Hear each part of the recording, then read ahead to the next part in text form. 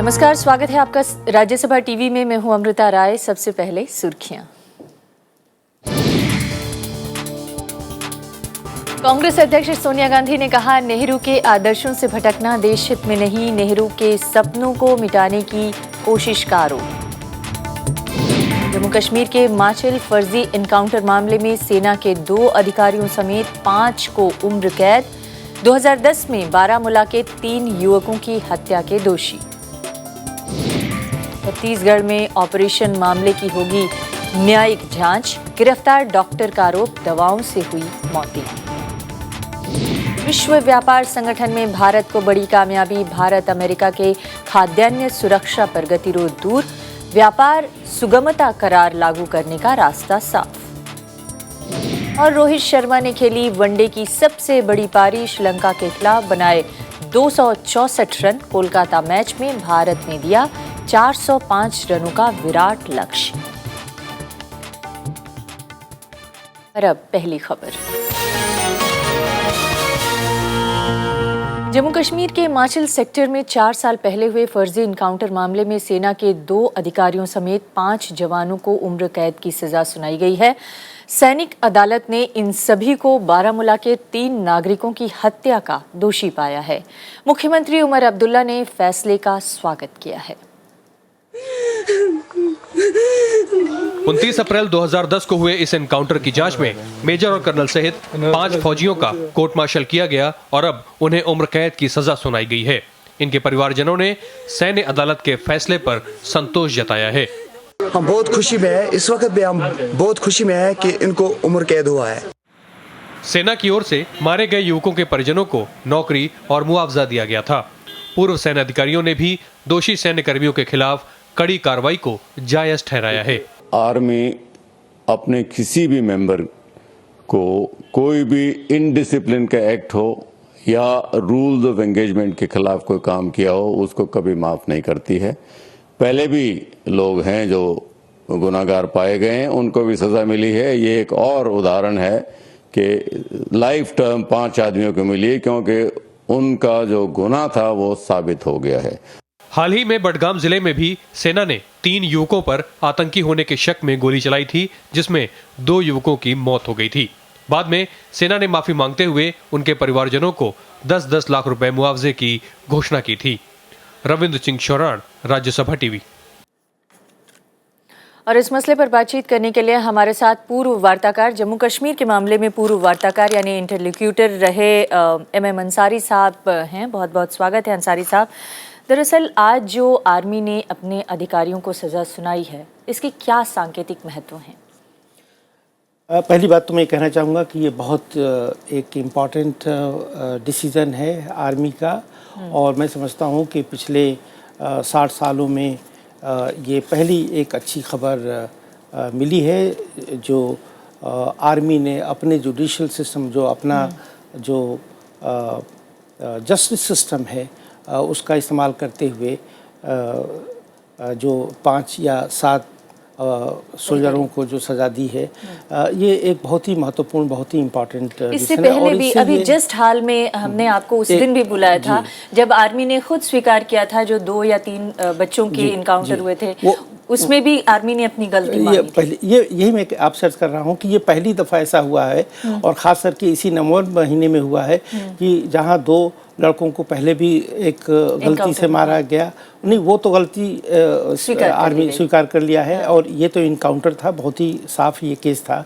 और इसका महत्व यूँ भी है बहुत ज़्यादा कि 2010 में जब ऐसा हुआ तो पूरा एक एजिटेशन हुआ जम्मू एंड कश्मीर में कि ये बहुत गलत हुआ, और आर्मी मानने को तैयार नहीं थी। और जिस तरीके से ये सब किया गया था वो भी एक बड़ा ड्रामेटाइज तरीका था, जिसके डिटेल में जाना नहीं चाहता, लेकिन मैं ये बताना चाहूँगा कि उससे 110 या 120 लोग फिर मारे गए थे। और उसके बाद आल पार्टी डेलीगेशन वहाँ गया और पता नहीं क्या क्या हुआ।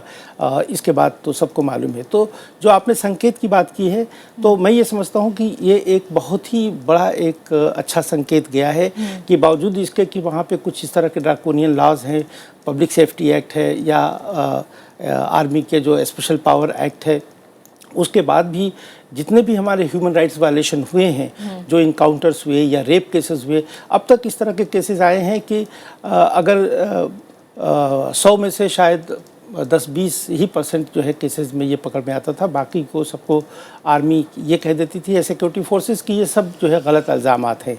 और वहाँ पे इस तरह के एविडेंसेस सामने आते थे और यहाँ तक कि पुलिस और CBI की इंक्वायरीज हुई खास करके पथरीबल मामले में, और कहा कि ये इनकाउंटर हुआ, लेकिन आर्मी इसको मानने को क्लोज कर देती थी।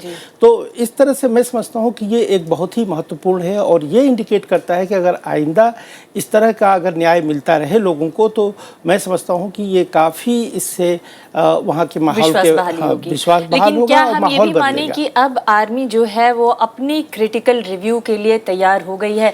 क्या इस तरह की घटनाएं अब आगे रोकी जा सकेंगी? बहुत अच्छा सवाल है ये, इसके ऊपर कहना बहुत मुश्किल होगा। लेकिन अभी इस पिछले 15 दिनों में जो हुआ है, अगर ऐसा ही होता रहे तो मैं समझता हूँ कि आर्मी पे काफ़ी लोगों का विश्वास होगा। लेकिन अगर ये समझा जाए कि ये सिर्फ चूँकि अभी इलेक्शन का माहौल है और ये बहुत आर्मी के ऊपर प्रेशर है, इस वजह से इन्होंने ऐसा मान लिया, और फिर ये देखना होगा कि अगर ये मामले अगर सिविल कोर्ट में गए वहाँ से कहीं लेट ऑफ ना हो जाए। ऐसा भी आपको डर है कि अगर ये मामले फिर से सिविल कोर्ट में गए और उनको, क्या आपको लगता है कि ये जो अभी सजा सुनाई गई है आर्मी के ऑफिसर्स को और जवानों को, अगर ये कोर्ट में जाएंगे तो फिर से उनको अपील का मौका मिलेगा और वो फिर से अपने लिए अपील कर सकेंगे और नए न्याय के लिए फिर से मेरा मानना यह है कि ये एक जो मछिल का जो केस था वो इतना साफ सुथरा था, और साफ सुथरा इस तरह से है कि जो पकड़ा गया वो माना जाता है कि वो जो चड्डी पहने हुए था वो इंडियन ब्रांडेड रूपा का था, या चप्पल जो पहने हुए था वो पाकिस्तानी नहीं हो सकता, वो सर्दी के महीने में चप्पल पहन कर कैसे पहाड़ों को लांघ सकता। तो एविडेंसेस कुछ इस तरह की इस केस में थे कि अगर ये हाई कोर्ट सुप्रीम कोर्ट में जाए भी तो भी इसमें रिलीफ नहीं मिलेगा। लेकिन इनको अपील करने का अधिकार है जिन्हें सजा सुनाई गई है। बिल्कुल अधिकार है इनको, ये अपील कर सकते हैं। लेकिन जहाँ तक इस बात का खदशा है कि शायद इनको पहले जैसे और केसेस में मिल गया, जैसे पथरीवाल का मैंने आपसे जिक्र किया कि CBI ने साबित कर दिया अपनी इंक्वायरी से कि वो एक इनकाउंटर था, फिर भी आर्मी के पास गया, आर्मी ने उसको छोड़ दिया कि ये कह करके कि उसके साथ एविडेंसेस नहीं है। अब वो मामला फिर दोबारा कोर्ट में आ गया, तो उसमें काफ़ी समय लग रहा है। वो 15 साल हो गए लेकिन अब तक उसके ऊपर न्याय नहीं मिला। लेकिन ये अच्छी बात है कि ये मछिल मामले में ये 4 साल के अंदर अंदर एक अच्छा फैसला आया, जो मैं समझता हूँ कि काफ़ी एक अच्छा संकेत है, और इससे आर्मी के ऊपर एक काफ़ी अच्छा विश्वास होगा। तो क्या नहीं, आर्मी के ऊपर वाकई लोगों का विश्वास बढ़ेगा ये, क्योंकि 4 साल में मामले का निपटारा हो गया और 4 साल में सज़ा सुना दी गई। तो अभी अब चुनाव भी होने वाले हैं वहाँ पर जम्मू कश्मीर में, तो क्या ये हम इसको माने कि ये क्षणिक विश्वास है या फिर लॉन्ग टर्म में आर्मी इसके लिए कुछ और करेगी? मेरा अपना मानना है कि एक दफ़ा एक ट्रेंड जो सेट होना शुरू हो जाता है तो लोगों के एक्सपेक्टेशन यही होंगे आर्मी से कि इसी तरह के फैसले आगे भी आएंगे। और ये सिर्फ महदूद इसलिए नहीं रह जाएगा कि वहाँ पे इलेक्शन है, इससे मैं समझता हूँ कि इसका कोई ख़ास कोरिलेशन नहीं होगा। लेकिन आर्मी का एक अपना जो जुडिशियल जो जस्टिस सिस्टम है वो मैं समझता हूँ कि उसमें काफ़ी सुधार आने लगे हैं और वो आइंदा भी आ सकते हैं। क्या इससे हम ये मान सकते हैं कि प्रो डेमोक्रेटिक फोर्सेस जो जम्मू कश्मीर में हैं वो ज़्यादा ताकतवर होंगी, वो ज़्यादा मजबूत होंगी, कम से कम लोगों को डेमोक्रेसी के प्रति विश्वास बढ़ेगा सेना के साथ साथ? बिल्कुल मैं समझता हूँ कि वहाँ की जो तमाम डेमोक्रेटिक फोर्सेस हैं, जो पॉलिटिकल पार्टीज़ हैं, जो वहाँ के आम जनता है वो इस डिसीजन से बहुत खुश है और ये उम्मीद लगा रही है कि पहले और भी जितने भी केसेस हुए हैं वो इसी तरह से उनका भी इन्वेस्टिगेशन होना चाहिए, उसी तरह से उनके ऊपर भी फैसले आने चाहिए। इसलिए कि वहाँ पे रेप के केसेस और इनकाउंटर केसेस अनगिनत हैं। मैंने कहीं अभी रिपोर्ट पढ़ा जिसमें 2000 से ज़्यादा केसेस। जी। और दूसरी ये कि बल्कि हमें तो इससे ज़्यादा ही आंकड़े हमारे सामने लाए गए कि वो बहुत सारे ऐसे केसेस हैं जो मिसिंग पर्सन्स के हैं कि वो कहाँ गए और वो उनका क्या हुआ। वहाँ माएँ जो हैं या उनकी वाइफ जो हैं वो ये कहती हैं कि भाई हमें बताओ तो सही कि वो आदमी ज़िंदा है या ख़त्म हो गया, ताकि हम उनका आखिरी जो रसूमात हैं वो उनकी हम पूरी कर दें। तो इस तरह का जो वहाँ पे केसेस हैं वो अनगिनत हैं, बहुत काफ़ी हैं। अब ये कहना 2000 हैं या 3000 बहुत मुश्किल होगा। लेकिन मैं समझता हूँ कि आर्मी ने जो एक मिसाल जो साबित की, जो पिछले हफ्ते 2 दिन के अंदर ही ये कबूल कर लिया कि उनसे गलती हुई है, और इस केस में 4 साल के अंदर ये मान लिया कि हाँ वो इन्वेस्टिगेशन हुआ और उनके लोगों ने गलती की और उसकी सज़ा मिली। तो अब एक जो दूसरा एक ट्रेंड था कि आर्मी में बहुत सारे लोग इस तरह की हरकतें करते थे ताकि उनको कुछ इकोनॉमिक बेनिफिट्स मिल जाते थे, कुछ प्रमोशनल बेनिफिट्स मिल जाते थे।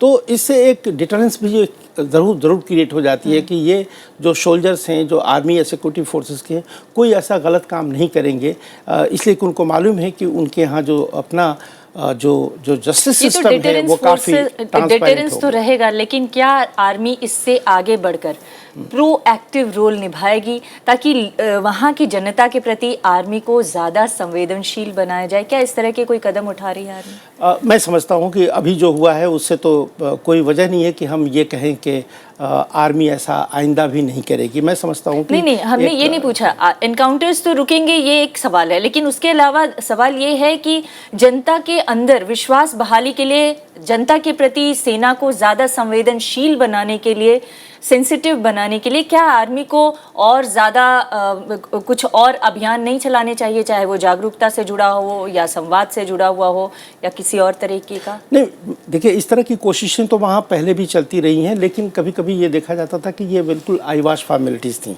लेकिन मैं समझता हूँ कि ये जो एक रियलिस्टिक तरीके से ये जो जस्टिस और न्याय मिला है, इससे काफ़ी लोगों में भरोसा बढ़ेगा। और मैं आपको ये भी बताना चाहूँगा कि अगर आप देखें तो कश्मीर का जो पूरा मामला जो उठता है वो सिर्फ ये नहीं कि वहाँ करप्शन ज़्यादा है या वहाँ गरीबी ज़्यादा है या एक इंडिया पाकिस्तान का टेरिटोरियल डिस्प्यूट है। अगर मैं समझता हूँ कि किसी अगर मुद्दे पे अगर कश्मीर का ज़्यादा दुनिया में अगर नाम आता है तो सिर्फ ह्यूमन राइट्स वायलेशन के नाम पे आता है।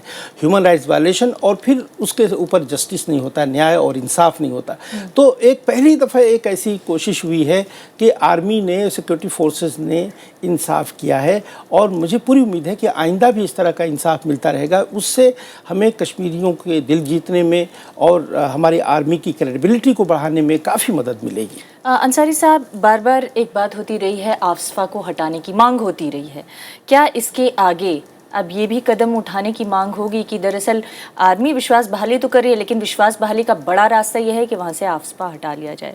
आफ्सा हटाने की बात तो कई लेवल पे हुई है। हम लोगों ने भी इसकी वकालत की कि ये बड़ा ही ड्राकोनियन लॉज थे, और ये वो लॉज हैं जो अंग्रेज़ों ने हिंदुस्तानियों के ख़िलाफ़ यूज़ किया, ये हमारी आज़ादी को सप्रेस करने के लिए। तो एक डेमोक्रेटिक और एक लोकतंत्र में इस तरह के कानून का होना जो है मुनासिब नहीं है। तो हमने भी इस बात को कहा कि ये हटा देना चाहिए। आप लोगों ने जब इंटरलोक्यूटर की भूमिका निभाई थी तब हमने भी कहा और वहाँ के चीफ मिनिस्टर भी कहते रहते हैं, और भी जो पॉलिटिकल पार्टीज हैं वो भी कहती रहती हैं। और तो उस रिपोर्ट के बाद कुछ आगे बढ़ी सरकार? नहीं, काफ़ी जो उसमें डेवलपमेंट गवर्नेंस से रिलेटेड बातें हैं वो काफ़ी चीज़ें हुई हैं और काफ़ी कुछ चीज़ें नहीं हुई, वो एक अलग मुद्दा है। लेकिन मैं आपको बताना ये चाहूँगा कि अफसा को हटाने की ज़रूरत इसी बात पे होती है कि अगर वो हट जाए तो जो सिक्योरिटी फोर्सेस हैं कुछ इस तरह के जो इनकाउंटर्स वगैरह लॉन्च करते हैं वो नहीं करेंगे, और उनको जो अननेसेसरी जो प्रोटेक्शन मिला होता है वो नहीं मिलेगा। लेकिन अगर इस तरह का न्याय आता रहा जो पिछले हफ्ते में आया है, तो अगर अफसा रहती भी है तो भी कोई लोगों पे फर्क नहीं होगा, इसलिए कि लोगों को न्याय तो मिलने लगेगा। न्याय तो कम से कम न्याय के सांकेतिक संदेश तो ये गए हैं कि दूरियां घटेंगी। और ये बहुत बड़ा काम हुआ है। बहुत बहुत शुक्रिया हमारे इस चर्चा में शामिल होने के लिए अंसारी साहब। ये थी आज की पहली खबर। कांग्रेस अध्यक्ष सोनिया गांधी ने आगाह किया है कि जवाहरलाल नेहरू के सिद्धांतों और आदर्शों से भटकना देश हित में नहीं है। पहले प्रधानमंत्री जवाहरलाल नेहरू की 125वीं जयंती के मौके पर कांग्रेस के समारोह में पार्टी अध्यक्ष ने कहा कि नेहरू की विरासत पर चलकर ही देश यहां तक पहुंचा है। दिल्ली के तालकटोरा स्टेडियम में हुए इस सम्मेलन में बड़ी संख्या में कांग्रेसी और समाज के अन्य वर्गों के लोग मौजूद थे। पार्टी अध्यक्ष सोनिया गांधी ने उदार भारत और विकसित भारत की नींव रखने वाले देश के पहले प्रधानमंत्री के संदेशों की उपेक्षा करने वालों से मुकाबला करने का आह्वान किया।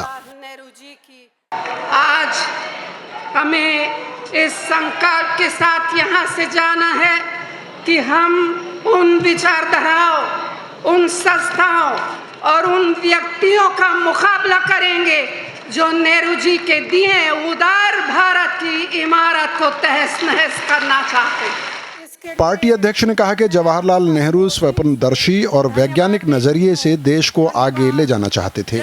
उन्होंने कहा कि भारत की मौजूदा विकास रफ्तार के पीछे नेहरू जी की सोच थी। उन्होंने वैज्ञानिक संस्थाओं की स्थापना की जिनके बगैर आज हमारा चंद्रयान मार्स की परिक्रमा कहाँ संभव होती। पार्टी उपाध्यक्ष राहुल गांधी ने कहा कि सद्भाव का माहौल बिगाड़ने का प्रयास किया जा रहा है। प्यार की जगह पर गुस्से की राजनीति हो रही है। पार्टी उपाध्यक्ष ने माना कि कांग्रेस पार्टी से कुछ गलतियां हुई हैं, लेकिन वो कभी भी अपनी विचारधारा से नहीं भटकी। एक तरफ घर की पुताई हो रही है, भैया सड़कों को साफ करो, सड़कों को साफ करो। फोटो अपॉर्चुनिटी मिल रही है, सब लोग सड़क साफ कर रहे हैं, और दूसरी तरफ जहर फैलाया जा रहा है। सम्मेलन में पूर्व प्रधानमंत्री डॉक्टर मनमोहन सिंह, केरल की पूर्व राज्यपाल और दिल्ली की पूर्व मुख्यमंत्री शीला दीक्षित भी मौजूद थीं। श्याम सुंदर, राज्यसभा टीवी। और अब महाराष्ट्र की सियासत। शिवसेना ने महाराष्ट्र में बीजेपी सरकार को अल्पमत वाली सरकार बताया है और इसे असंवैधानिक करार दिया है। शिवसेना के नेताओं ने आज राज्यपाल विद्यासागर राव से मुलाकात भी की और बीजेपी को सदन में फिर से बहुमत साबित कराने की मांग की है। बुधवार को बीजेपी ने महाराष्ट्र विधानसभा में ध्वनिमत से विश्वास मत हासिल किया था, लेकिन शिवसेना ने मत विभाजन की मांग नहीं माने जाने की शिकायत राज्यपाल से की है और बीजेपी की सरकार को असंवैधानिक करार दिया है। हम लोगों ने कहा है ये घटना बाह्य सरकार, ये घटना बाह्य जो काम कर रही है उसे रोक लगाओ और इसलिए इनके ऊपर कार्रवाई होनी चाहिए।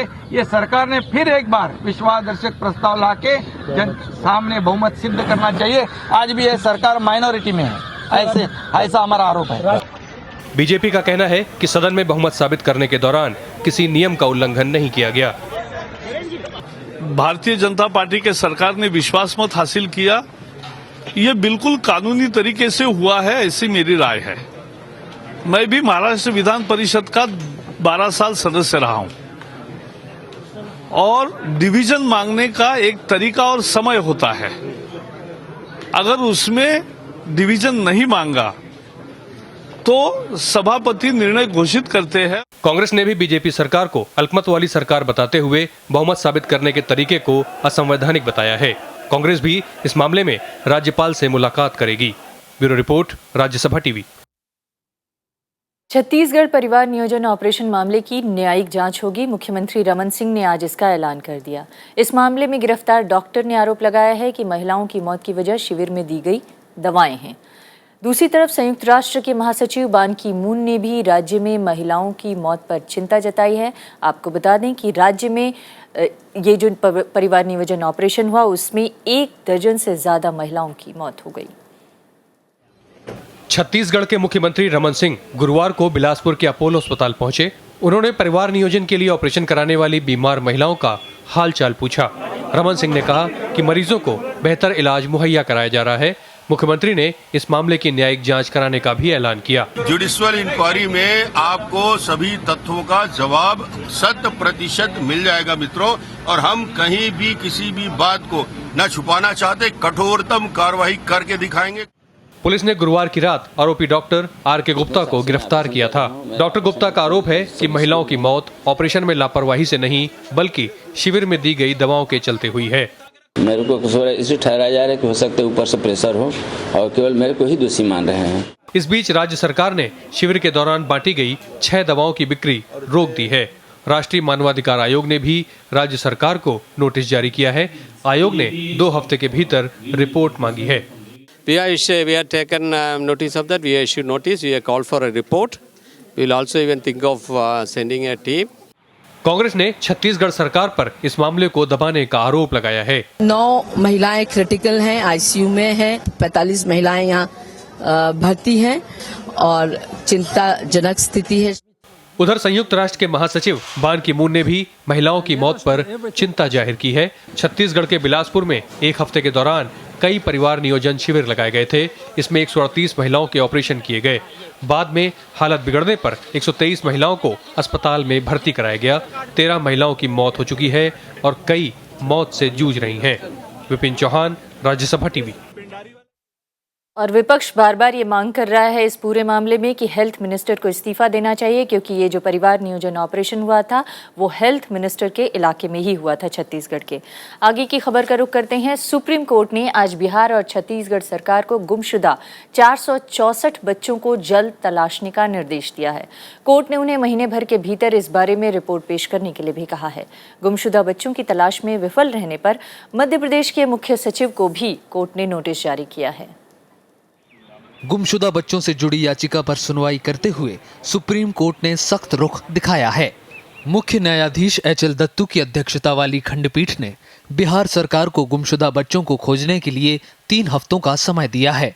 बिहार सरकार की ओर से कोर्ट को बताया गया है कि 1 हफ्ते में 169 बच्चों को ढूंढ लिया गया है। वहीं छत्तीसगढ़ सरकार को गुमशुदा बच्चों को ढूंढने के लिए 4 हफ्ते का समय दिया गया है। सुप्रीम कोर्ट ने आदेश पर अमल को लेकर रिपोर्ट पेश करने का निर्देश दिया है। जितनी भी सरकारें हैं, स्टेट हैं और सेंट्रल गवर्नमेंट है, सबको डायरेक्शन दी हैं कि आप इस बारे में एक इफेक्टिव पॉलिसी बनाएं और उस पॉलिसी को बना करके सुप्रीम कोर्ट के सामने पेश करें।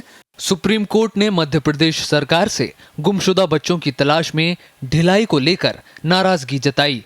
कोर्ट ने अगली सुनवाई पर मध्य प्रदेश सरकार के मुख्य सचिव को पेश होने को कहा है। इसके अलावा केंद्र सरकार से सभी राज्यों में लापता बच्चों का पता लगाने के लिए बनाए गए मानकों के अमल पर जानकारी मांगी है। मामला बहुत गंभीर है। देश में 1 लाख से बच्चे खो जाते हैं, उनमें बहुत बड़ी संख्या बच्चे नहीं मिलते हैं। कोशिश होनी चाहिए कि बच्चे मिल जाएं।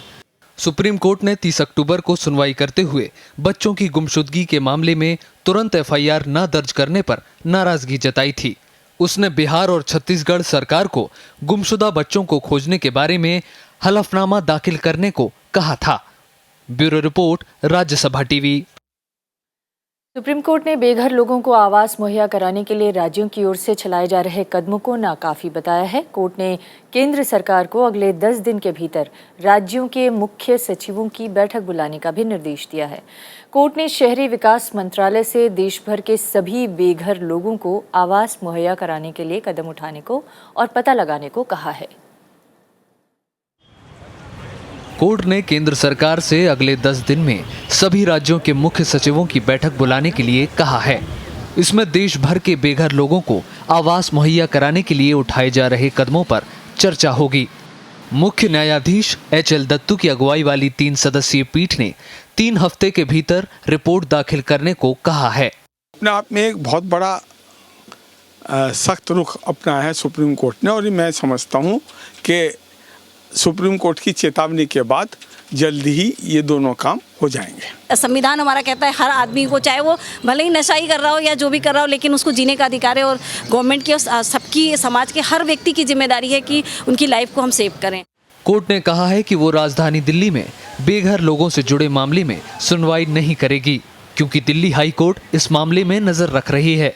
इस मामले में एक पक्ष के वकील प्रशांत भूषण ने जानकारी दी है कि दिल्ली में कुल 39,000 बेघर लोग हैं, जबकि दिल्ली सरकार सिर्फ 17,000 लोगों को घर मुहैया कराने का दावा कर रही है। दिल्ली सरकार के वकील ने कोर्ट को जानकारी दी है कि राष्ट्रीय राजधानी में 231 नाइट शेल्टर हैं। सुप्रीम कोर्ट वकील ER कुमार की जनहित याचिका पर सुनवाई कर रही है। Bureau report, Rajya Sabha TV. विश्व व्यापार संगठन में खाद्य सुरक्षा के मसले पर भारत को बड़ी कामयाबी मिली है। भारत और अमेरिका ने खाद्यान्न भंडारण के मुद्दे पर गतिरोध दूर कर लिया है और इससे WTO में महीने से लंबित व्यापार सुगमता करार यानी TFA के लागू होने का रास्ता साफ हो गया है।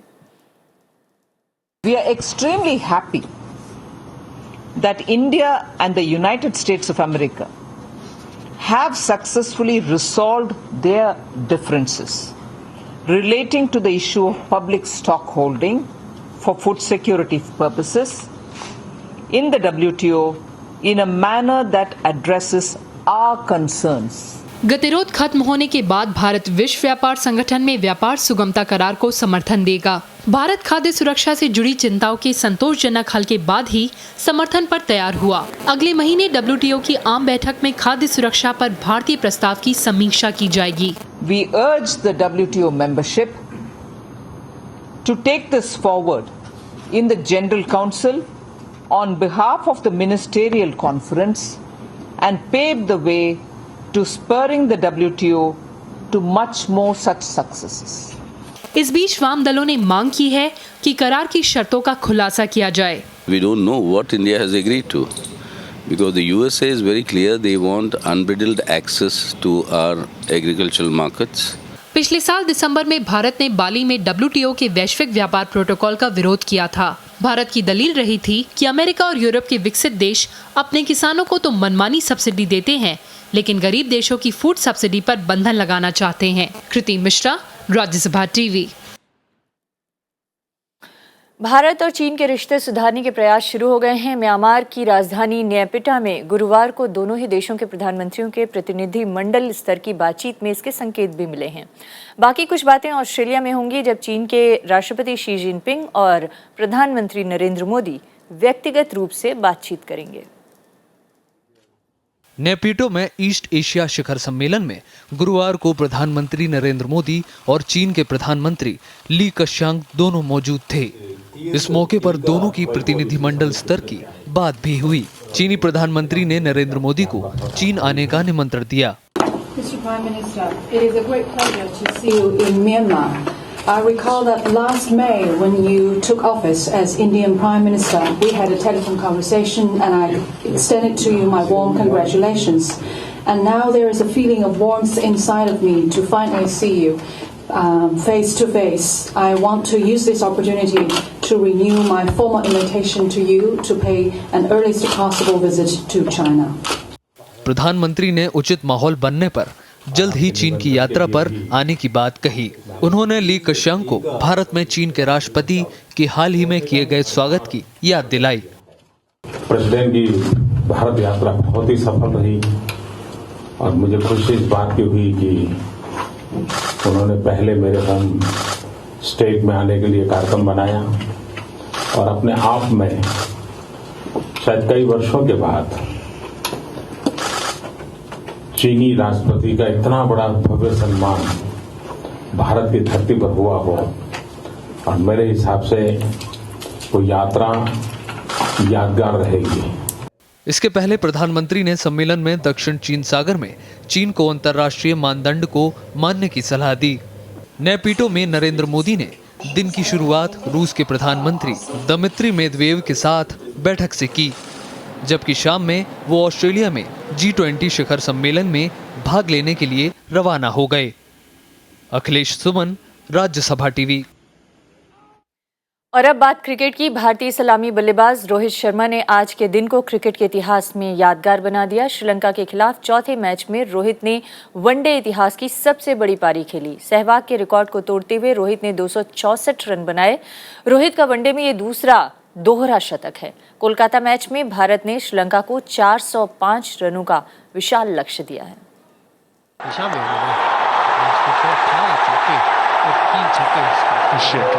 वनडे क्रिकेट इतिहास की सबसे यादगार पारी, जिसने देखा उसके दिलो दिमाग और मुंह से सिर्फ वाह वाह ही निकला। इंजरी के बाद भारतीय बल्लेबाज रोहित शर्मा ने शुक्रवार को वो कारनामा कर दिखाया जिसके बारे में वनडे क्रिकेट में अब तक सिर्फ सोचा जा सकता था। जी हां, रोहित ने श्रीलंका के खिलाफ चौथे वनडे में ताबड़तोड़ बल्लेबाजी का जबरदस्त नमूना पेश किया।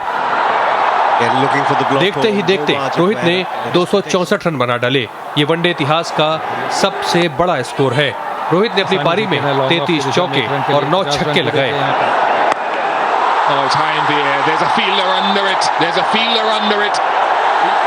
रोहित ने 100 रन 100 गेंदों में ही पूरे किए। इसमें 12 चौके और 1 छक्का शामिल है।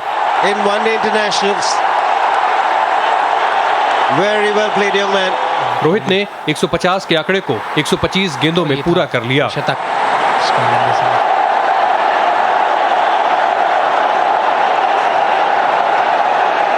रनों का कारवां आगे बढ़ाते हुए रोहित ने सिर्फ 151 गेंद में दोहरा शतक पूरा कर लिया, यानी रोहित का दूसरा शतक सिर्फ 51 गेंदों में पूरा हो गया।